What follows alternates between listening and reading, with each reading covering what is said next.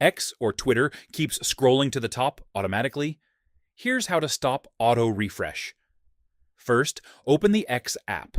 Tap your profile icon in the top left. Tap Settings and Privacy. Tap Accessibility, Display and Languages. Tap Data Usage. Turn on Data Saver. This can reduce automatic refreshing in your feed. Next, go back one step. Tap Accessibility.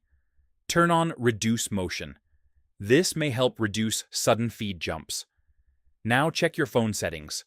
Open the Settings app on your iPhone. Scroll down and tap Apps.